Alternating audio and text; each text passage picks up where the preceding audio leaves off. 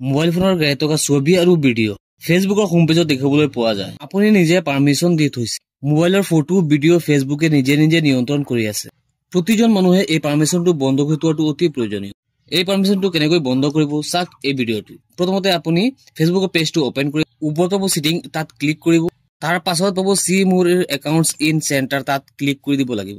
এতিয়া অলপ তললৈ আহিব আৰু ইয়াত পাব ইউৰ ইনফৰমেশ্যন এণ্ড পাৰমিশন। ইয়াত আপোনালোকে ক্লিক কৰিব। এতিয়া আকৌ তলত পাব ইউৰ এক্টিভিটি অফ মেটা টেকনলজিজ ইয়াত ক্লিক কৰিব লাগিব। তলত পাব মেনেজ ফিউচাৰ এক্টিভিটি তাত আপোনালোকে ক্লিক কৰি দিব। আকৌ পাব মেনেজ ফিউচাৰ এক্টিভিটি পাব ইউজড ফৰ 2 একাউণ্টছ। এক নম্বৰত পাব কানেক্টেড ফিউচাৰ এক্টিভিটি এইটো অন হৈ আছে, এইটো আপোনালোকে অফ কৰি দিব। তলৰ ঘৰটোত পাব ডিছকানেক্টেড ফিউচাৰ এক্টিভিটি এইটো অফ হৈ থাকিব, আপোনালোকে অন কৰি দিব।